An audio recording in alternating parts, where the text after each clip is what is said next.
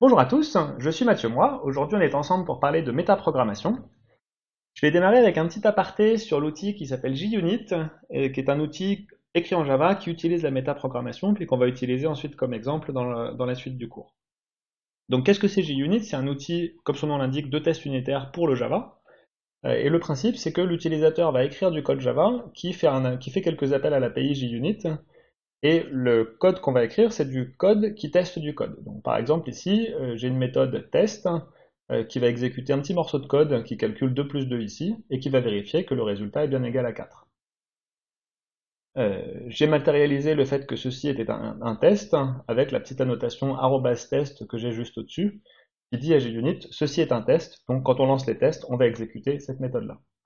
On peut faire des choses plus compliquées. Je vous ai donné un petit exemple ici où on vérifie que la méthode test_except ici, elle doit bien lancer une exception et donc on vérifie qu'on lance une exception. Ça peut être utilisé pour tester qu'un programme traite correctement des cas d'erreur, par exemple. Donc, JUnit, c'est un outil qui est prévu pour écrire des tests unitaires, c'est-à-dire du code qui teste du code. Ce que JUnit fait pour vous, c'est qu'il va lister toutes les méthodes qui ont une annotation @test dans votre propre code, et il va exécuter toutes ces méthodes. Et ensuite, au fur et à mesure qu'il exécute ces méthodes, a priori, les méthodes vont contenir des assertions, et il va vous dire si les assertions réussissent ou échouent. Donc nous, dans la suite du cours, on va réimplémenter une sorte de mini JUnit qu'on va appeler homemade JUnit. On va regarder vraiment les tripes internes de cet outil. Évidemment, dans votre projet, votre but, ça va pas être de réutiliser ce truc fait maison, ça va être d'utiliser le vrai JUnit. Techniquement, on utilisera la version JUnit version 4, 5, pardon, euh, et vous n'utiliserez pas ce petit truc fait maison. Voilà, donc dans la suite, on va parler de métaprogrammation d'une manière générale. Donc métaprogrammation, c'est un programme qui manipule un programme. Un programme qui manipule un programme, en particulier, il va manipuler des classes, il va manipuler des méthodes. Donc on va parler de comment est-ce qu'on manipule des méthodes. Vous connaissez peut-être déjà un petit peu les pointeurs sur méthode. On va voir qu'on peut faire des choses un petit peu plus riches que ça, même avec les API de Java. La réflexion qui va consister à avoir un programme qui s'examine lui-même, c'est-à-dire que le programme va pouvoir demander, une classe va pouvoir demander, et moi combien est-ce que j'ai de classes, combien est-ce que j'ai de méthodes, quelles sont mes méthodes, etc. On parlera des annotations qui sont utilisées dans JUnit pour la petite annotation @test, et puis je conclurai sur quelques rappels sur JUnit pour vous préparer pour vos TP. Donc, qu'est-ce que la métaprogrammation? Métaprogrammation, on a méta et programmation. La programmation, c'est le fait de manipuler des données. Donc, un programme, en général, c'est un truc qui lit des données, qui écrit des données. La métaprogrammation, ça va être le fait de considérer un programme comme des données. Euh, donc, on peut avoir, par exemple, un programme qui lit un programme et qui écrit un autre programme. Ou bien un programme qui va lire un programme et qui va générer une documentation pour ce programme. C'est le premier exemple que je donne juste en dessous. La documentation automatique, si vous prenez l'outil JUnit, JUnit, c'est un outil qui fait de la métaprogrammation, puisqu'il va lire un programme Java et il va cracher de la documentation qui correspond à ce qu'il a lu de l'autre côté. La métaprogrammation, ça peut être utilisé pour faire une sorte de généricité. Plusieurs exemples. L'API de persistance Java. Ici, l'idée c'est de laisser l'utilisateur écrire du Java, et puis l'API va s'occuper toute seule de faire les requêtes SQL qui vont bien par rapport au Java qu'on vient d'écrire. Donc si on écrit une classe avec certains champs dans la classe, etc., on va avoir les bonnes annotations pour pouvoir sérialiser cette classe directement dans une base de données SQL, et l'utilisateur, il n'aura pas besoin d'écrire à chaque fois le code qui va convertir son Java en code SQL. De la même façon, on peut aussi sérialiser du code Java vers du XML. Donc, on peut avoir un programme qui va lire un programme Java et qui va générer tout seul le code qui s'occupe de sérialiser ce programme Java pour générer du XML. Voilà, il y a des tas d'autres exemples, hein, je ne vais pas chercher à faire quelque chose d'exhaustif ici. Ce qu'on peut faire aussi, c'est faire des vérifications statiques. Le compilateur va pouvoir lire le programme et, euh, et donner des erreurs à la compilation. Donc typiquement, ça peut être utilisé pour transformer des erreurs qui auraient eu lieu à l'exécution, donc des erreurs runtime, en erreurs qui vont avoir lieu à la compilation, donc compile time. Et puis aussi, la métaprogrammation, ça sert à s'amuser parce que c'est quand même, c'est un truc assez rigolo en général. Ça nous triture les neurones d'une façon qu'on n'a pas forcément bien l'habitude de faire, et c'est un exercice intellectuel assez intéressant. Voilà. Donc dans le cadre de ce cours, on va écrire un petit framework de test unitaire en utilisant la métaprogrammation. Donc qu'est-ce que fait un framework de test unitaire comme JUnit en général? Écrit en pseudocode ici, et bah pour toutes les méthodes dans les trucs à tester, euh, on va prévenir un back-end que le test est en train de tourner, donc peut-être que ça va être system.out, je viens de démarrer le test, ou peut-être que ça va être une GUI qui va vous afficher une petite montre qui tourne pour dire ça y est, j'ai démarré le test, ou peut-être que c'est une barre de progression, on ne sait pas. Et puis ensuite, ce que va faire le framework, c'est il lance le test. Si tout s'est bien passé, il va notifier le back-end que ça s'est bien passé. Donc par exemple, ça va être une petite croix verte dans votre IDE, ou ça va être un system.out.println, OK, le test a passé, ou quelque chose comme ça. Et puis évidemment, ça va rattraper toutes les exceptions et vous dire si les choses se sont mal passées. Donc là, pour l'instant, on a du pseudocode. Si on veut faire du vrai code, bah, quel est le type de M, par exemple? Mon M qui va parcourir tous les trucs à tester, c'est quelque chose qui peut être exécuté. Typiquement, ça va être une méthode. Dans notre cas, ça va être une instance de java.lang.runable ou de java.lang.reflect.method qui va être quelque chose d'un petit peu plus riche. Le premier runable, il sert juste à lancer les méthodes, et le deuxième, on va pouvoir faire de la métaprogrammation avec et demander quels sont mes paramètres, quelles sont mes annotations, ou avoir plus d'infos. Voilà, et puis du coup, le things to test que j'ai dans ma boucle for ici, bah, c'est simplement une liste de choses qui peuvent être exécutées, donc typiquement c'est liste de runable, ou des choses comme ça. Voilà, donc évidemment, dans la vraie vie, hein, je l'ai déjà dit, n'utilisez pas un truc fait maison, utilisez un vrai framework qui a été fait pour vous et qui a déjà résolu tous les problèmes que vous auriez pu chercher à résoudre si vous l'aviez fait vous-même. Par contre, ici, on va écrire notre petit framework. On va en faire plusieurs versions. On va faire une version qui va demander à l'utilisateur explicitement quelle est la liste des méthodes à tester. Donc l'utilisateur, il va explicitement dire rajoute cette méthode dans la liste des méthodes à tester. Ça va pas être super pratique, donc évidemment on va faire une autre version qui sera un peu mieux juste derrière, qui va utiliser la réflexivité. Donc là, on va lister toutes les méthodes dans une classe, et on va demander quelles sont les méthodes qui commencent par la chaîne test. Donc s'il y a une méthode qui s'appelle le machin bidule, on va pas l'exécuter dans les tests. Si elle s'appelle test machin bidule, on va l'exécuter. Et puis ensuite, on utilisera les annotations. Donc c'est comme ce que je vous ai montré avec le vrai JUnit version 4 ou version 5. On laissera l'utilisateur annoter les tests avec une annotation style @test. Tout le code que je vous donne, il est dispo dans le dépôt du cours, hein. Vous avez un sous-répertoire qui s'appelle homemade-junit où vous avez tout le code que je vais vous présenter ici. Voilà, donc notre framework, il va falloir qu'il soit capable de manipuler des références vers des méthodes et de lister des références vers des méthodes. Donc on va faire une première version qui va juste s'occuper de ces manipulations-là. Alors, déjà avant ça, on peut se dire, est-ce qu'on a besoin d'un framework? Est-ce qu'on a besoin de métaprogrammation? Alors là, on va faire homemade JUnit version 0. Il n'y a pas de homemade JUnit. L'utilisateur fait tout seul. Donc il écrit une classe à tester, il écrit des méthodes de test ici, hop, et puis il va à la main instancier sa classe, new class to test, et puis ensuite la test class, il va appeler test méthode 1 dessus, il va appeler test méthode 2. Il a absolument tout fait à la main, il a utilisé aucune bibliothèque. Ça, c'est ce que vous pouvez faire si vraiment vous n'avez pas de framework sous la main, mais ça a énormément de limitations. Bon, bah déjà, évidemment, l'utilisateur, il est obligé d'écrire tous ces appels-là, et il n'avait pas forcément envie de le faire. Euh, et puis, là, pour l'instant, l'utilisateur, il a juste exécuté une méthode, exécuté une autre méthode, mais il n'a pas mis une barre de progression, il n'a pas mis une intégration dans un IDE, il n'a pas mis d'autres feedbacks pour l'utilisateur que le fait que peut-être que ça va cracher à cause d'une assertion. Et donc, si jamais on voulait rajouter des choses autour de ce tc.testMethod1 et tc.testMethod2, ben, il faudrait le faire à la main et il faudrait faire des gros copier-coller qui seraient pas acceptables du tout. Hein. On peut tenter une petite extension. Ici, on va compter le nombre d'échecs et compter le nombre de succès. Non, on va compter uniquement le nombre d'échecs, pardon. Et ben, j'initialise mon compteur ici, je l'incrémente à chaque fois que j'ai un échec. Bah, vous avez vu le copier-coller qui est vraiment pas beau. Ici, je suis parti de 2 lignes et je me retrouve avec peut-être une quinzaine de lignes ici. Ça va pas passer à l'échelle. Si je cherche à faire des choses compliquées, ça va être horrible.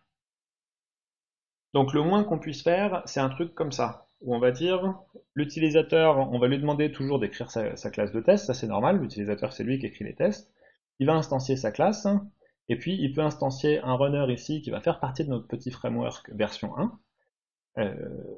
Il l'instancie en lui passant la classe à tester en paramètres, et puis il va déclarer explicitement mon runner, je lui dis tu as une méthode de test qui est la méthode 1, et tu as aussi une méthode de test qui est la méthode 2. Ensuite je lance runner.run. Et ce runner.run, c'est celui qui va faire le petit morceau de pseudocode qu'on a vu tout à l'heure. Pour toutes les méthodes à tester, je le lance, je donne du feedback à l'utilisateur. Si je veux compter les échecs, je peux tester les échecs, etc. Donc comment est-ce qu'on va implémenter ça? euh, On va avoir un runner qui va manipuler une liste explicite. Donc ici, on a le code de notre runner qui est le code du framework et qui va prendre en paramètre le runner ici. On lui passe une test class, donc c'est l'objet sur lequel on va faire les tests. Vu qu'on le passe au constructeur, on va le mémoriser quelque part dans un champ. Donc on a le object under test, rajouter les private, final, etc. que j'ai pas mis sur les slides pour pas surcharger les transparents, pour avoir du code un peu plus joli. Ensuite, l'utilisateur, on a dit qu'il fallait qu'il puisse appeler une méthode add test method sur les méthodes. Donc je reviens en arrière, c'est ce qu'il a fait ici, runner.addTestMethod sur une méthode. Cette méthode test method ici, elle est déclarée ici. Elle prend en paramètre un objet de type runnable, qui est quelque chose qu'on peut lancer. Et elle va stocker dans une liste de runnable, elle va stocker les méthodes. Donc on va rajouter les méthodes au fur et à mesure ici. La méthode public run, elle n'est pas ici, mais elle est sur le slide juste après. La méthode public run, ce qu'elle fait, c'est la fameuse petite boucle qu'on a montrée tout à l'heure. Pour tous les runnables m dans les méthodes à tester, je fais m.run. Et runnable, c'est une interface qui a une méthode run. Et donc, pour toutes les méthodes qui sont considérées comme des méthodes de test, je les exécute. Évidemment, il y a plein de blancs ici, il faut le remplir avec, par exemple, du système.out.println. Et ici, je dis, je suis en train de tester machin, et ici, je dis, je suis en train de tester, bah non, c'est terminé ici. Donc ça va me faire de l'affichage à l'écran. Je récupère, si je veux, le nom de la classe pour dire quelle classe je suis en train de tester. Ça aussi, c'est une forme de métaprogrammation. Je prends un objet, je peux lui demander quelle est ta classe, et je peux demander à la classe comment tu t'appelles. Et du coup, ça me permet de faire de l'affichage ici sans avoir passé explicitement le nom de la classe. Voilà, alors cette version 1, elle a quand même pas mal d'avantages par rapport à pas de framework du tout. Toute la partie code générique, on l'écrit une seule fois. Si je remonte en arrière, mes petits système.out.println ici, si j'ai envie de les remplacer par une interface graphique, je peux. Si j'ai envie de les remplacer par une intégration dans un IDE, je peux, etc. Et donc je n'aurai à faire ça qu'une fois dans mon framework, et l'utilisateur il continue à écrire juste sa petite classe de test, et le même code utilisateur pourra s'adapter à plusieurs backends différents par exemple. Les inconvénients, l'utilisateur il a encore besoin de spécifier une liste de méthodes à tester, et c'est quand même assez facile pour lui d'oublier un add test méthode quelque part, et du coup je reviens en arrière sur le code utilisateur. Un utilisateur qui aurait déclaré une classe ici, et puis qui oublie un add test méthode, ça va être complètement silencieux pour lui, c'est juste une méthode qui sera jamais exécutée. Il ne sait pas si les tests passent ou ne passent pas, mais il n'aura jamais de notification d'échec pour quelque chose qu'il a oublié. Donc étape suivante, est-ce qu'on pourrait faire mieux et est-ce qu'on pourrait récupérer cette liste de manière automatique? Au lieu de demander à l'utilisateur donne-moi une méthode de test, on va récupérer la liste de toutes ces méthodes. Alors quand même une petite parenthèse, on a utilisé le type runnable et tout ce que je vous ai dit pour l'instant sur runnable, c'est que c'était un truc qui avait une méthode run. En fait runnable c'est une instance d'un truc plus général qui s'appelle les functional interface en Java. Les functional interfaces, les interfaces fonctionnelles en Java, c'est simplement le type des objets qui représentent des méthodes qu'on peut exécuter. Donc runnable, c'est simplement quelque chose qu'on peut exécuter sans lui passer de paramètres et qui a une méthode run. Maintenant, on peut aussi se définir une interface fonctionnelle. Donc pour définir une interface fonctionnelle, c'est une interface comme d'habitude en Java. On va rajouter @functionalInterface pour dire au compilateur que c'est une interface fonctionnelle. Et puis on va lui mettre juste une méthode abstraite avec ici les paramètres de la méthode et ici la valeur de retour. Et donc ensuite, je peux tout à fait me déclarer une classe C qui contient une méthode incrément par exemple. Et incrément, ça prend un int, ça renvoie un int. Bah, du coup, cette méthode incrément, elle est du type interface fonctionnelle int to int. Donc je peux tout à fait écrire Si j'instancie une interface int fi, je peux lui affecter c:2.2.increment qui est la méthode incrément de la classe C. Je peux aussi lui affecter une fonction lambda. Une fonction lambda, c'est la fonction définie avec la petite flèche ici, qui est simplement la fonction qui à x associe la valeur x plus 1, comme en maths. Et ça, c'est une fonction qui prend un int qui renvoie un int, et j'ai le droit de l'affecter à fi, qui est une interface fonctionnelle. Donc, en résumé, interface fonctionnelle, c'est simplement le typage correct, propre, par-dessus les pointeurs sur méthode. Comment on utilise les références sur méthode? Donc, ici, on a un exemple où on va instancier une classe à tester. Les méthodes qui n'ont pas de paramètres, je peux les affecter à Runnable, qui est défini dans les API Java. J'ai pas besoin de définir une interface moi-même pour ça. Elle est déjà dans la doc. Et j'ai une méthode run dessus. J'ai d'autres interfaces qui sont définies dans les API. L'interface consumer ici, templétisée sur une classe de test. C'est une interface qui a une méthode qui s'appelle accept, qui va prendre en paramètre un objet qui est de type le paramètre générique ici. Donc par exemple, sur mon exemple, test méthode 2, ce serait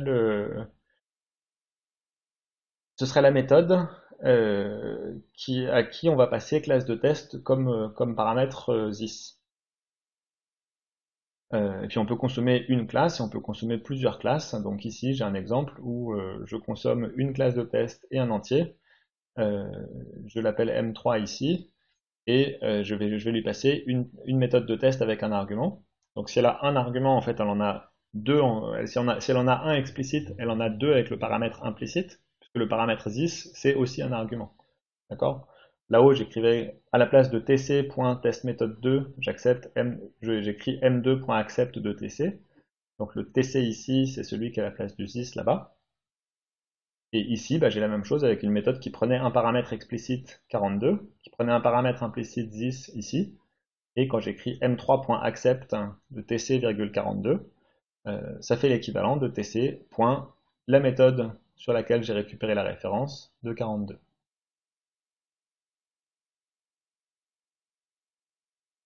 Voilà, donc maintenant qu'on est un peu plus fort que tout à l'heure en interface fonctionnelle et en typage de référence sur méthode, on va passer à notre deuxième version de HomeMade JUnit.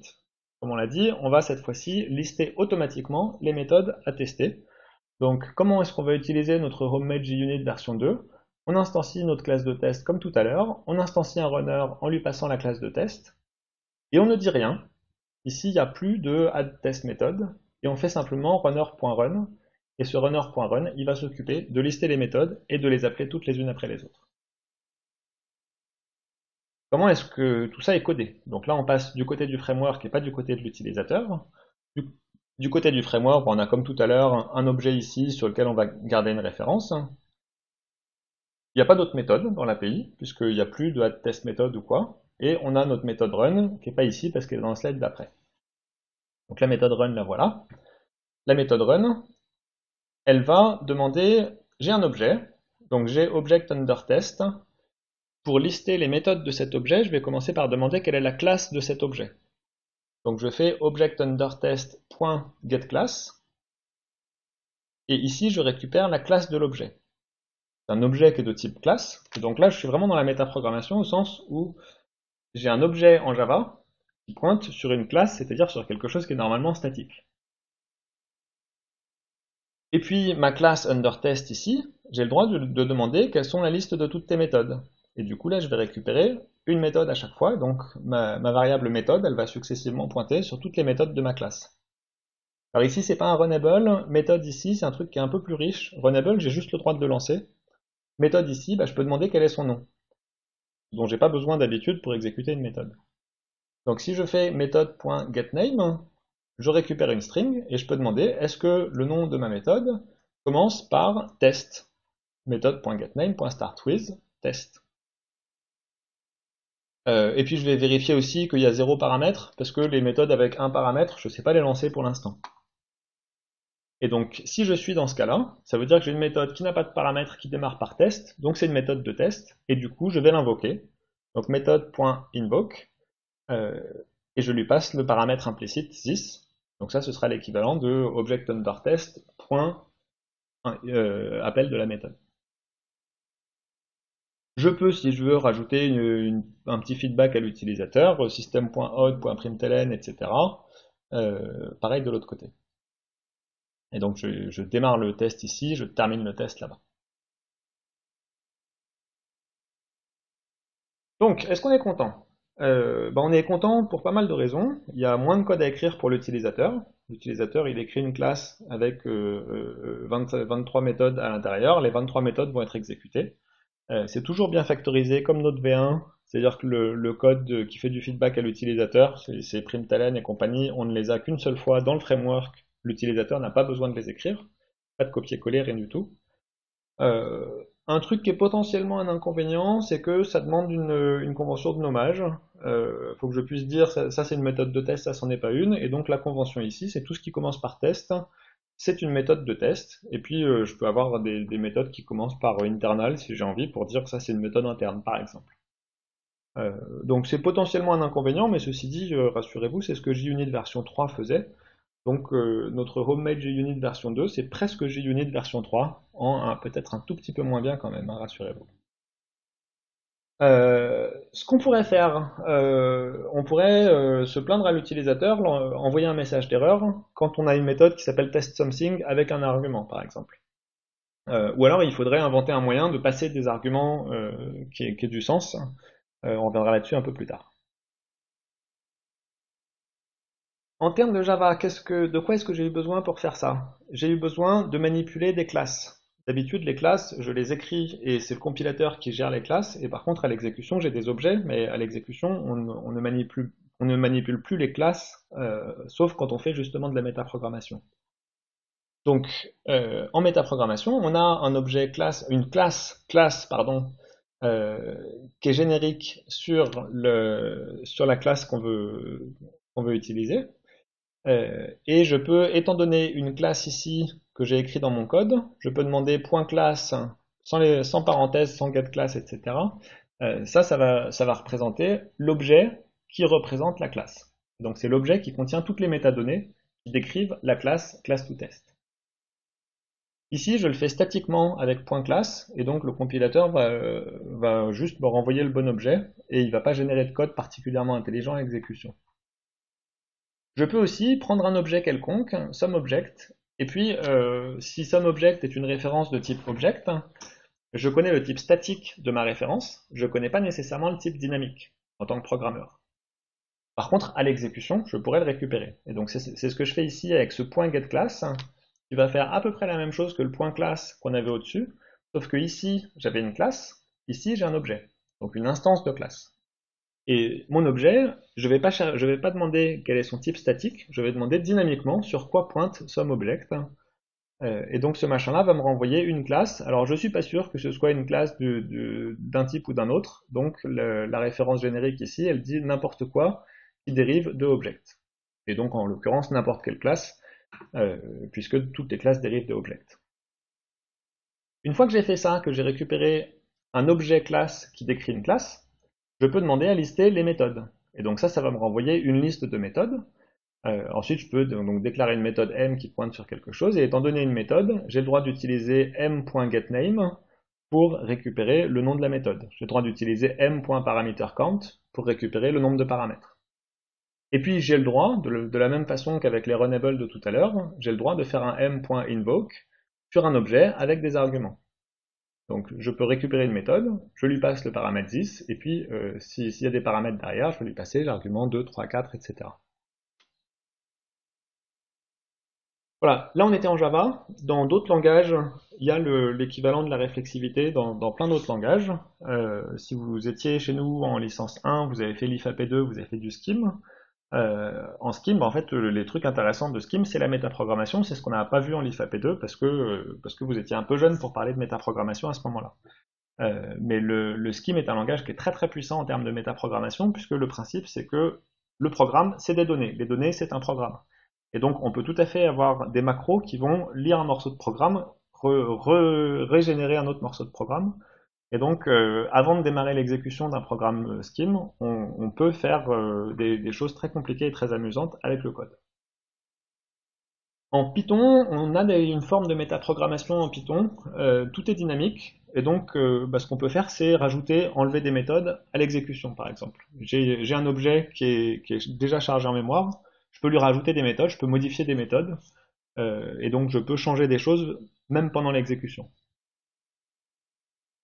Si je suis dans un langage comme le C, alors là, la réflexivité en C, on n'en parle pas tellement, sauf si vous comptez des hacks, charger le binaire et lire la table de symboles comme de la réflexivité, mais c'est pas vraiment l'idée. Donc des langages comme C, on est orienté performance et on n'a pas la flexibilité que peuvent avoir d'autres langages sur la métaprogrammation. En C++, a priori, vous devez avoir un cours de prog avancé en C++ où vous parlez un petit peu métaprogrammation.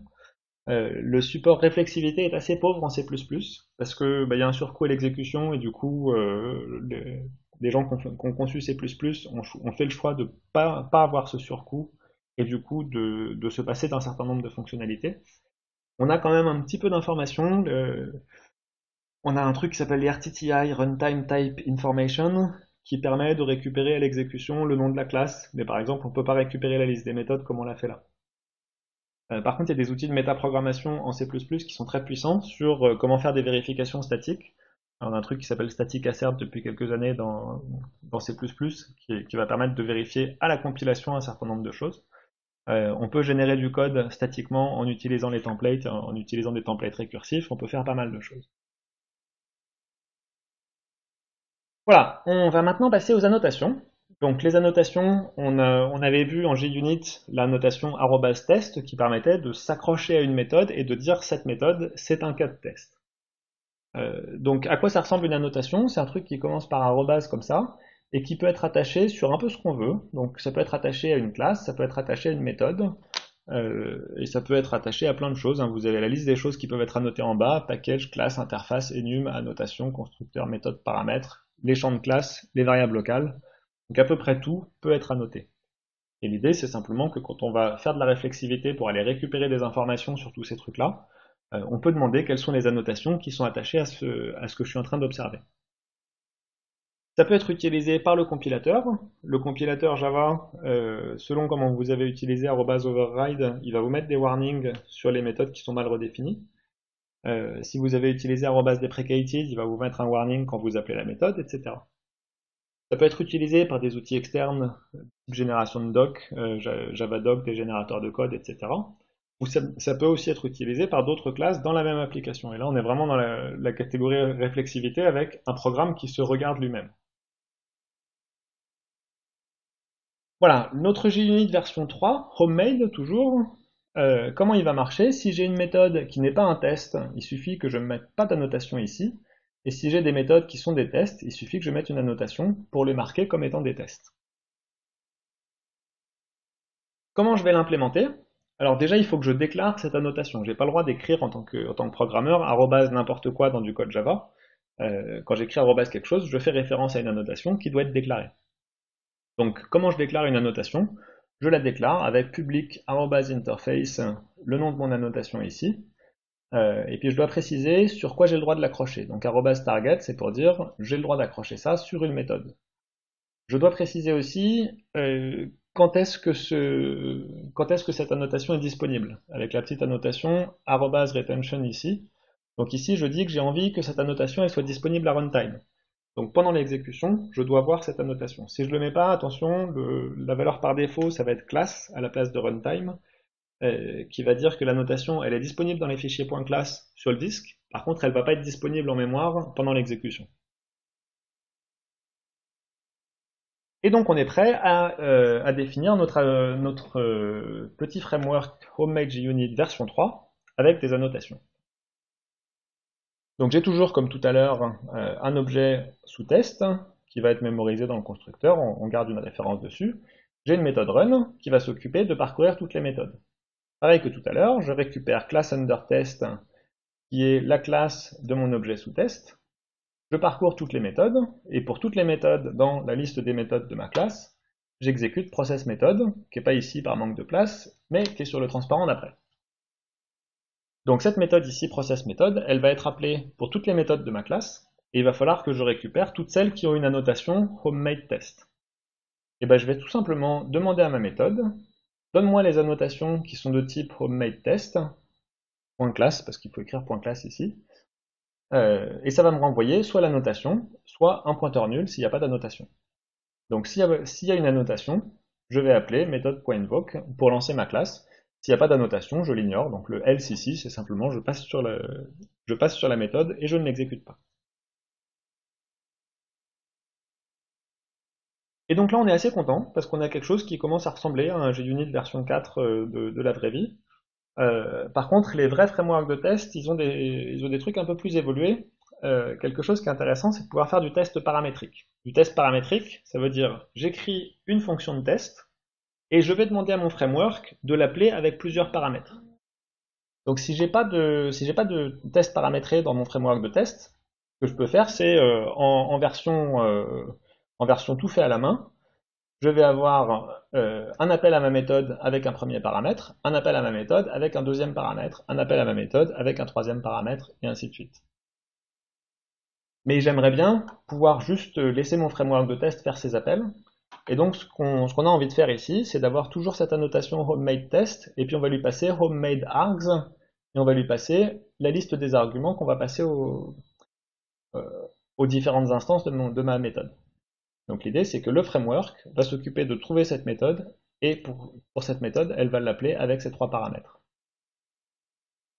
Comment on fait ça? Alors déjà, il faut que je déclare mon homemade args. Il faut que je dise que mon homemade args, il va mémoriser un tableau d'entier. Là, vous voyez qu'on n'a pas écrit grand-chose, et en fait, Java va s'occuper tout seul de parser ce petit morceau de littéral ici, et de le stocker, et de me le donner à disposition avec une méthode value. Comme tout à l'heure, retention policy runtime pour y avoir accès pendant l'exécution, et je vais accrocher ça sur une méthode. Donc le target, c'est les méthodes. En termes d'implem, j'ai toujours ma petite mécanique au-dessus qui va s'occuper de récupérer la classe, de faire une boucle for, etc. On va regarder juste process méthode, qui est le truc qui s'exécute sur chacune des méthodes de ma classe de test. Donc tout à l'heure, j'avais homemade test get annotation. Ça n'a pas changé. Si j'ai pas d'annotation, je rentre pas dans le if et du coup je ne fais rien. Et par contre, ici tout à l'heure on avait juste un méthode.invoke, c'est celui que j'ai toujours ici dans le else. Mais ce que j'ai rajouté pour gérer les tests paramétriques, c'est que je vais demander la notation homemade args ici. Et si j'ai une annotation de type homemade args, alors je vais parcourir toutes les valeurs qui sont contenues dans cette annotation. Donc je reviens en arrière.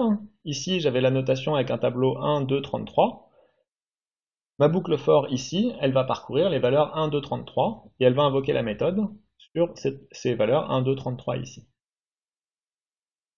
Et donc je suis assez content parce que j'ai fait du test unitaire paramétrique en rajoutant combien 5 lignes de code à mon petit framework de test. Voilà, donc on est content de nous pour notre petit framework. Ceci dit, ça reste un petit framework et JUnit fait bien mieux. Donc je vous rappelle le petit exemple qu'on a vu sur le premier slide. Un test en JUnit, on a des annotations qui ne sont pas homemade quelque chose, mais qui sont juste @test ici pour dire ceci est une méthode de test. On a des assertions type assert equal, fail qui est juste la méthode échoue, ou des tas d'assertions plus riches que vous verrez en TP. Je peux demander explicitement à vérifier qu'une exception est levée. Et je peux aussi faire du test paramétrique avec la notation parameterized test. Et ensuite, je vais passer les valeurs de plusieurs façons différentes. Donc, ici, j'ai passé les valeurs individuellement. J'ai des entiers qui sont 1, 3, 5, 15 et integer.maxValue. Et puis ici, je vérifie que les entiers sont bien impairs. Donc, je vérifie que tous les entiers que j'ai passés ici sont impairs. Et ce test-là, faites-moi confiance, il passe. Je peux aussi passer plusieurs paramètres comme ça, en les passant séparés par des virgules. Donc ici, je passe 1,1, 2,2. Et ce que je fais ici, c'est que je suis en train de tester une fonction Fibonacci, et je vais vérifier que Fibonacci, ça fait bien 1, 2, 3, 5, 8. Et donc je vais vérifier que Fibonacci de 1 égale 1, que Fibonacci de 2 égale 2, que Fibonacci de 3 égale 3, que Fibonacci de 4 égale 5, et ainsi de suite. Et donc, le 1 ici, il va être passé sur n. Le 1 là-bas, il va être passé sur expected fibo n, qui est le deuxième paramètre. De la même façon, le 5, ça va être n. Le 8, ça va être expected fibo n. Et alors il se trouve que c'est des strings, donc je suis obligé de les parser pour les transformer en entiers, mais je vérifie ensuite que expected fibo de n est bien égal à fibo de n.